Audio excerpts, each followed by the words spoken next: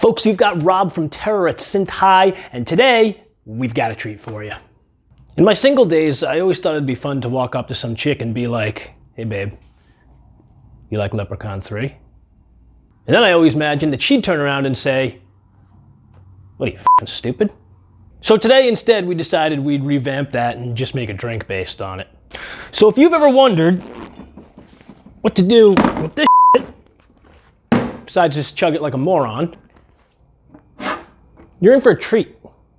So join us today as we meet with professional mixologist Steve, and he shows us what's up with the little green guy in Vegas.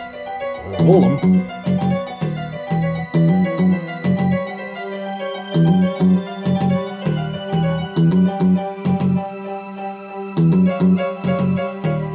What's up, guys? We've got Rob from Terror at Synth High, and I'm here with Steve again.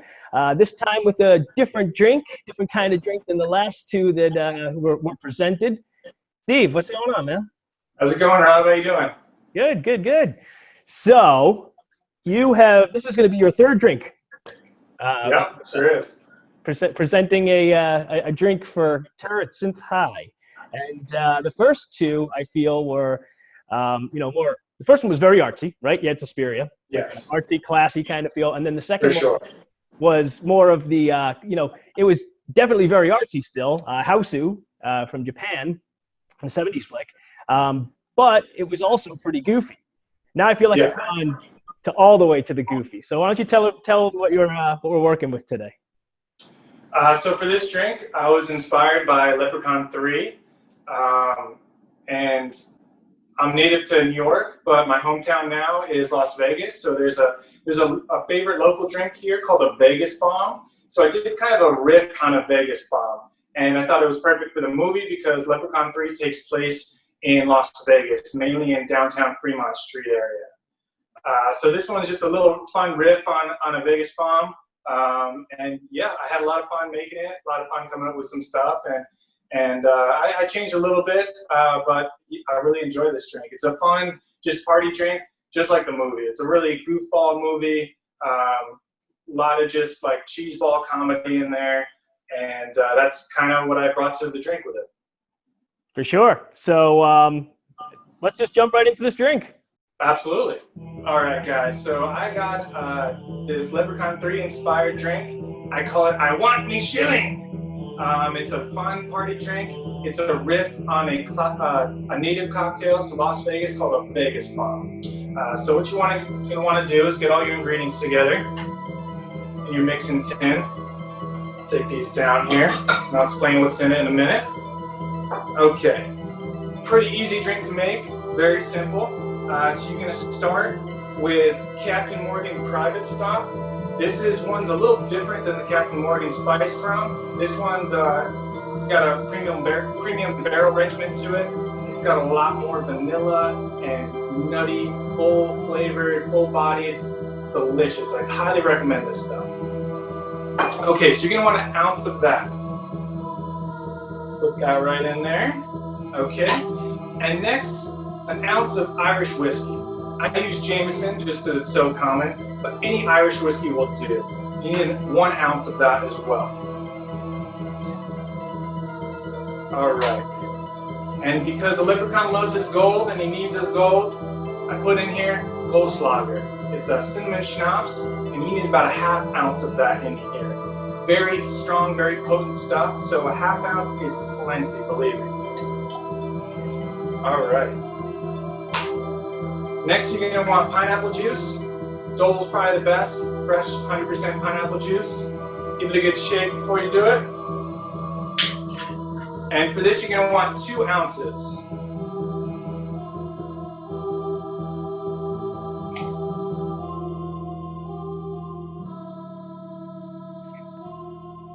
All right.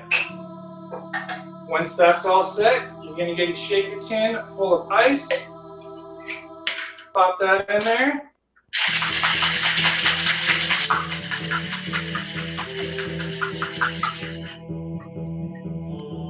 Nice good shake. You're gonna have a pint glass filled with ice. Strain that in there over fresh ice. we go. There's gonna be a little bit of room left over there. And that's gonna be for the Green Edition Red Bull. This one's a kiwi apple.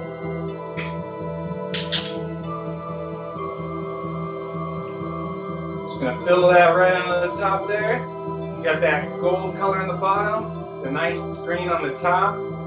And that you just put on the side and top it off as needed. You got a nice frothy head on the top and delicious. Cheers, guys. So I gotta be honest, Steve, I was not on board with Leprechaun 3 at first. I was like, I don't know, this guy wants to do Leprechaun 3 now? I'm just like, we went from Suspiria to Leprechaun 3 really quick. but you know, gotta have a nice variety in the horror films. Gotta have a nice goofy comedy, horror comedy in there every once in a while. And we appreciate that over at Terror at Synth High. And you know, I had not seen this one before. I can't remember seeing this one before. Let me put it that way. I've seen the first one. I've seen part of, you know, I think I've seen in space, one of the space ones. I've seen, you know, in the hood. But I had not seen 3. So yeah, I watched that the other night, and yeah, it is definitely a fun time. Admittedly, you know, those Cheeseball 90 ones are not usually my bag, my go-to. But it was a fun time, and I think the drink really nails it in terms of, yeah, just the theme, right? Yeah, the very energized drink with the Red Bull, and just, I want me shilling, you know, he's constantly throughout the movie screaming that. So I'm like, you know, that's what I gotta call this movie, or this drink for the movie. But yeah, number 3 is my favorite by far. Everybody's seen 1 just because Jennifer Aniston's in it. 2, you know, is not bad. 3 is my favorite, and then you got In Space, which is just weird. Every slasher series has to do a space movie at some point. In the Hood was just a very bizarre spin-off twist. They made 2 or 3 of those, I think.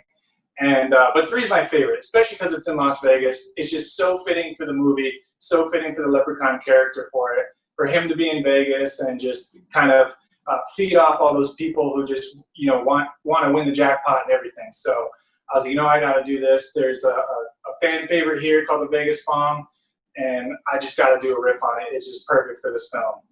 Nice. Well, it's a fun time. I've got my drink here. I have tried this before, but I am not above having another. So, cheers.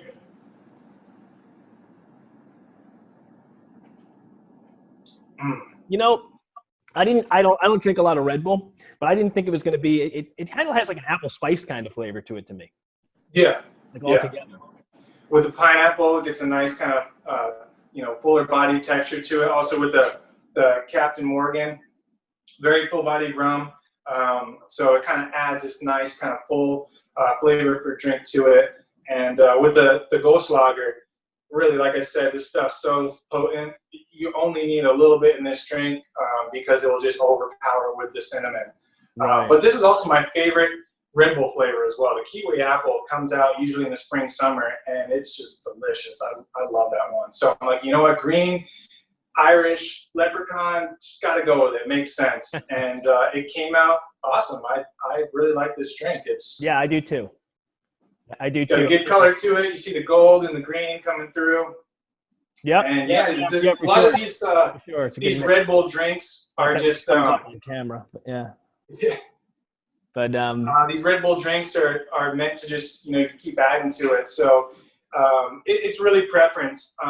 It's good just for like the topper of the drink. But if you like more the Red Bull flavor, just as you drink it, just keep adding more to it. Right.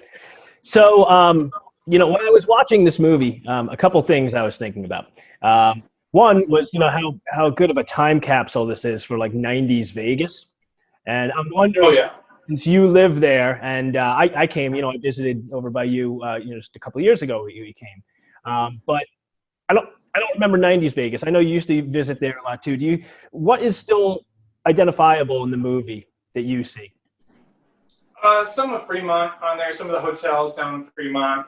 They got like the Four Queens, just the basic Fremont street experience on there is, it's changed quite a bit, but it's still got that same vibe as you see in the film. But there is a lot of, I don't know offhand which some of the hotels that they filmed in there that are different, but when I was watching again recently, I was like, oh yeah, that one's not there anymore, that one's not there anymore. It has changed, quite a bit, but they're renovating and remodeling the Fremont Street experience a lot right now. There's a new hotel called Circa that's opening up in another month and a half. So definitely it's gone through a lot of changes. I think they showed the Plaza Hotel in one of the shots or one of the scenes there. Yeah, I think so. But yeah, it's fairly similar. But Nice. again, when I was coming here in the 90s, I was a lot younger. So when I was with my family, we would mainly stick to the Strip, not necessarily Fremont. So as far as a lot of the differences, I just know just from like pictures and stuff, but I don't really remember, what was different when I went there when I was younger in the 90s. Sure. Yeah. I was just kind of wondering because that's another thing I love to do is go do filming site location visits and things like that. And it's always interesting to see what's the same and what's different.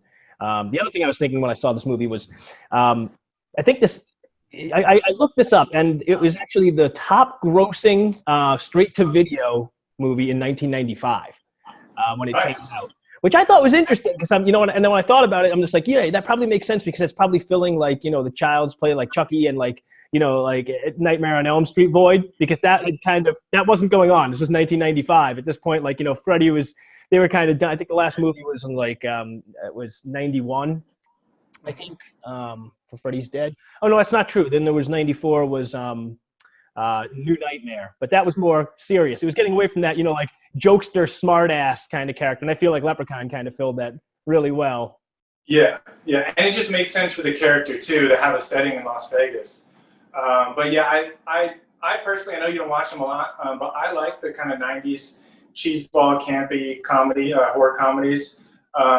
Big fan of like the Wishmaster series and like the Warlock series, stuff like that. It has this very like direct-to-video kind of vibe to it, which is great because they know what it is. It's like the movie's not afraid to make fun of itself and just kind of just go with it, run with it, kind of like the Evil Dead 2 vibe. Like, we know this isn't serious. Let's just have fun. Let's make it weird, wacky, and just make it a good time. So I definitely like that vibe for a horror film. Yeah, no, and I do like those when I see them. It's just, I don't know, I'm an old bastard. I just prefer the 80s ones because that's what I saw more of when I was younger and got into that style. But yeah, it is a different feel, right? It's a different, like, it's a little glossier, but it's definitely like, it's been through a couple waves of having horror comedy at that point. So it's like, it's playing back and like, yeah, like what you said, is definitely, it knows what it is. They have like a very like made for TV movie kind of feel to it. Something that you would watch, it would be on TV at like 2-3 o'clock in the afternoon on like TNT or something, or like just, some kind of a local channel. And you're like, what's this movie? Like some random horror movie just coming on in the afternoon on a Saturday. Right. But yeah, it had that nice kind of fun, campy feel to it. For sure, man. Well, thanks for coming back. And thanks for sharing another drink with us. And now I think we've run a pretty good gamut of different types of movies here. Yeah, I tried to change it up with the films. They're very different films, so they require very different drinks. I wasn't going to do an artsy drink with this one, for sure. This one had to be a party drink. For sure. And like you said before, the house party was kind of in between, this one with like a party drink and then more like an artsy with the Suspiria. So definitely try and model it to the film itself, what it's going to demand or what's going to inspire from me. But yeah, this one, just good time. A lot of energy. I don't think I could drink a lot of these just because with the Red Bull, I'd be pretty wired, probably a little sick to my stomach. But, having one or two, it's definitely a really tasty drink.